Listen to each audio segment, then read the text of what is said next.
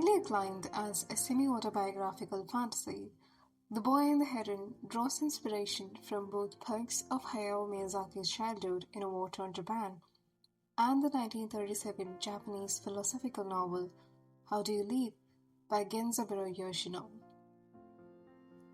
Drawing parallels of growing up in turbulent times of war, processing grief, and questioning the way of life itself, The Boy and the Heron, or as the original Japanese title goes, How Do You Live, is a vulnerable quest beyond death and humanity.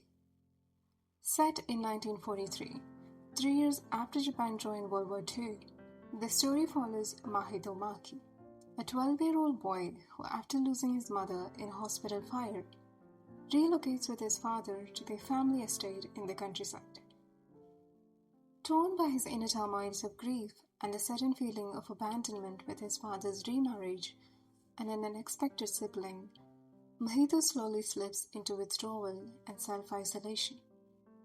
His altered reality after the loss of his mother and the series of changes that follows, be it joining a new school where he is casted away as a city boy, or feeling out of place in his own family, infiltrates a sense of adrift in Mahito, where nothing seems familiar anymore. The turmoil reaches a pinnacle, where he hits his own head with a stone, an action that could be interpreted as the expression of rage for a life that seems to be spiraling out of hand, and the need to be in control of something. Mahito's denial of his new home and his new mother Natsuko is apparent in his actions of drawing boundaries and minute rebellions as exploring closed-off tower. And adding to his life that already feels distant and strange comes the heron. Mahito! What exactly are you? Your mother. She's awaiting your rescue. I'll be your guide. Promising of a place where he could see his mother again, the heron insistently comes to visit Mahito now and then, until finally, with no choice left, he sets off to the tower when Natsuko goes missing. And what follows is a familiar sentiment attached to a Studio Ghibli world, a fever dream. Miyazaki's worlds don't operate on pragmatism, rather on a mosaic of chaotic fragments and a naivety that only comes with childlike wonder. Yet The Boy and the Heron comes off as rather intimate, delicate expedition through considerably heavier themes of grief, humanity, and finding a balance amidst everything.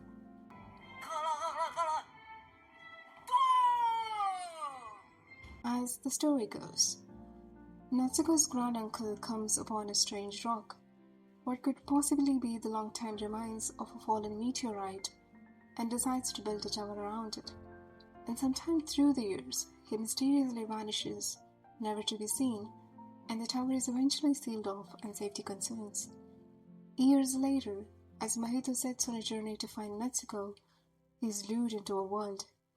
What initially looks as the afterlife or the spirit's world expands further to not really fit into concrete descriptions as much as it remains as a traversal space that hazily dips into everything, everywhere, all at once.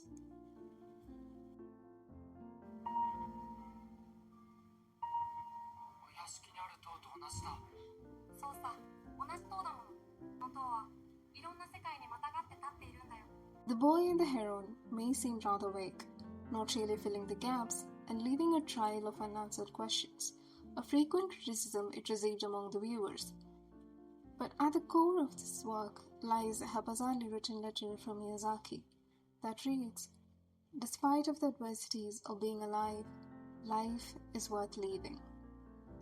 And he does that by bringing life to one earnest wish we all have at the face of adversity. Perhaps there existed a place where none of this happens, somewhere far, somewhere different. In its truest essence, a wish of escapism. And someone else hopes for the same thing, Mahito's great-granduncle. He's acclaimed to be an avid reader, so much so, even when he vanished, he was reading a book that was left half-read.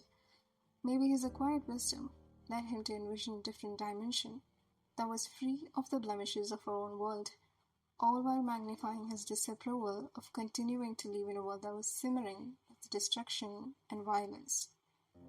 But unlike the far-fetched possibility of a wish of such magnitude manifesting in actuality, something does make it happen. At certain scenes of the movie, we see the shooting stars. Shooting stars are just tiny meteorites that blaze into nothing before reaching the Earth's surface. At times, they are so massive that they come crashing down like this one. But it is all the same as the tiny ones that people so earnestly believe to possess the powers to grant wishes. But departing from the usual wish, this one grants a deal. And here's where the brilliance of the boy and the heron truly shines.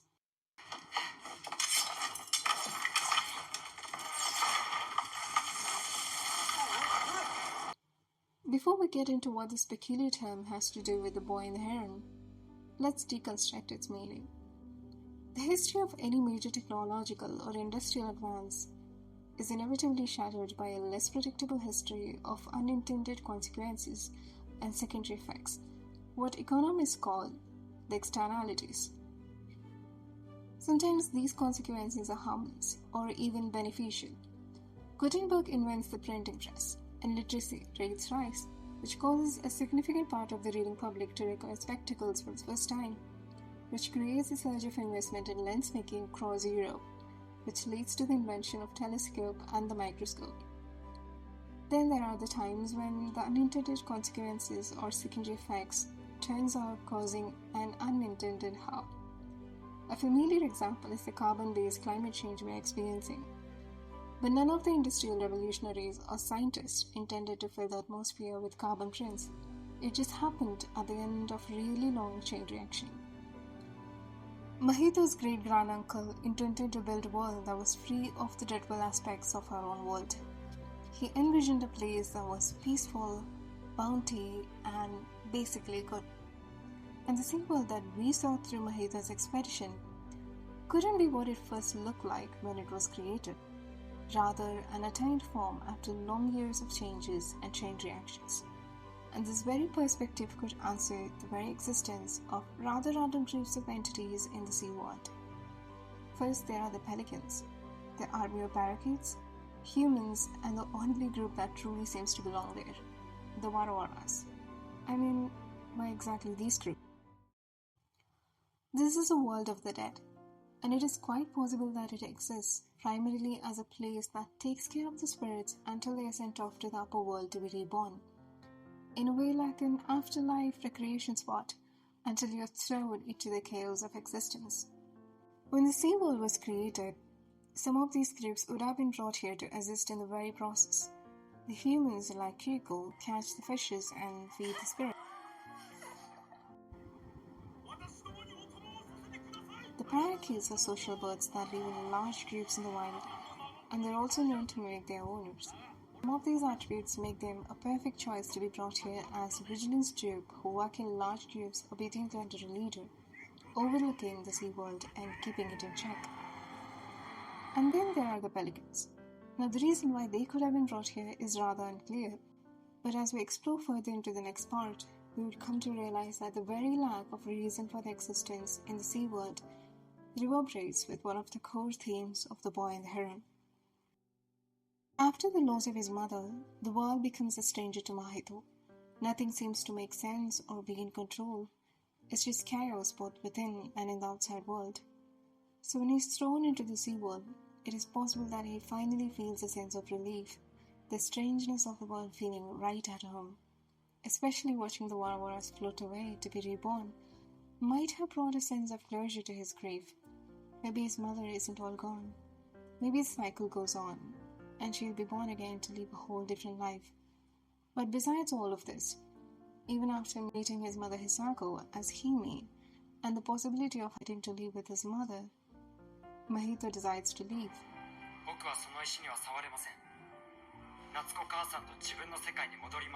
But why? Just as the externalities of the economic world, of unintended and undesired secondary effects inevitably overshadowing an advancement that was created with the intention of benefit, some of the prominent choices did end up with externalities that weren't so beneficial after all. Japan joined World War II for reasons that their leaders believed would benefit the country. As an island nation facing shortages of oil and natural resources and having to face an oil ban from the US after the invasion of China, Japan believed in conquering the power, to replace the power nations and build an empire that would truly benefit their need for resources and help grow the economy. But not only did the choice of war hit the nation hard, it ended up hurting civilians who were just caught up in the midst of all this, including Mahito's mother, who died in a hospital fire probably caused by airdrop missiles. If you look at it this way, nothing in life ever seems to be in control. The uncertainty is spiraling out of hand, and the light at the end of the tunnel barely visible.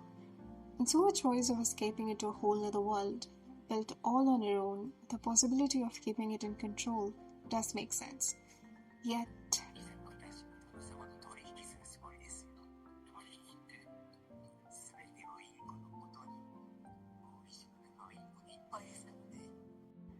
the barricade started expanding beyond a vigilance role into almost like a mutiny group, spreading across the sea world, wanting more power over the governance, mirroring the situation outside, with Japan joining the war in hopes of more power and more authority over the Pacific, and the greed for power eventually destroying everything.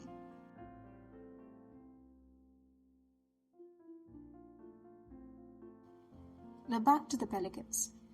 Initially portrayed as these atrocious bird tantrums who are again seen inhibiting the flight of the Warawaras, diverting a major amount of hatred from the others towards their kind, end up turning the perspectives once their side of the story is told.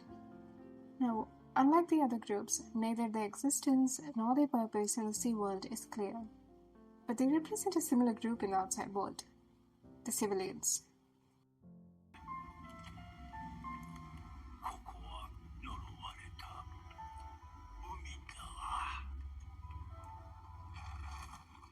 The wise old pelican leaves with the last words of "the sea is cursed." As narrated by the pelican, the sea barely has any fishes to eat, but even if they try to fly far away, they always end up in the same island. Starving, with no choice, they eat the Warawaras, in turn getting burned by the fire mate and Hime. In a way, the sea acts as a source of limitation, causing the pelicans to end up the way they do, just trying to leave yet always ending up getting hurt, much like the civilians in the outside world.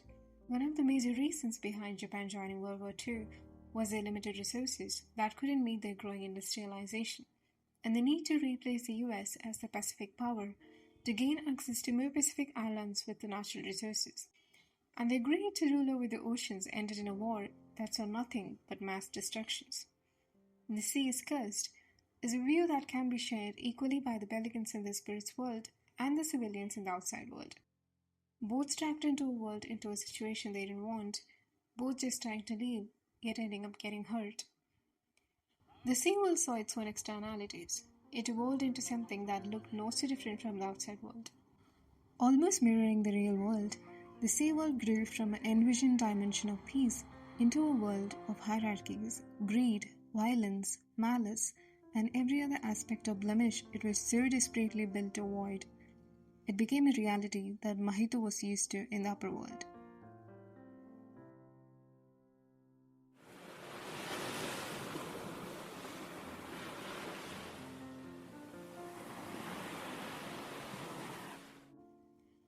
The meteorite grants the ability to build a world with the help of these stones. As vaguely laid out in the movie, the way of the world that is built essentially depends on two things: the way the stones are arranged and the nature of the chosen stones themselves.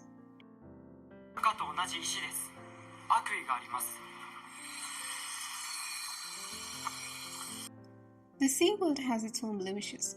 It didn't turn out as perfectly as the Tower Master wanted it to be, but he puts his trust in Mahito. As he lets his descendant take over, he believes in a renewed world this time around, because over the years of traveling far into space and time, he has collected stones that are not stained with malice.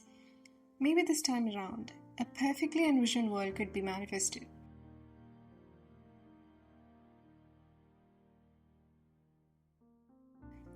But Mahito denies.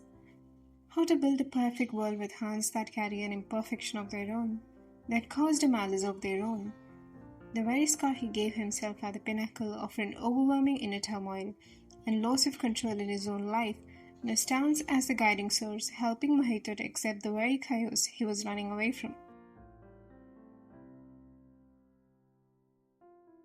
Maybe the answer wasn't running away, building a dream, desperately holding on to a past where everything seemed to be in place, in control, certain and predictable. Because life's anything but a smooth sail.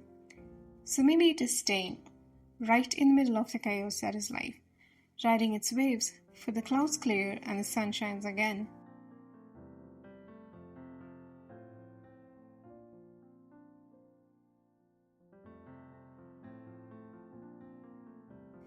And Mahito chooses his uncertain, imperfect life outside that still has people he loves and the people who love him, rather than an utopian dream of perfection. He chooses life with the beautiful weight of it.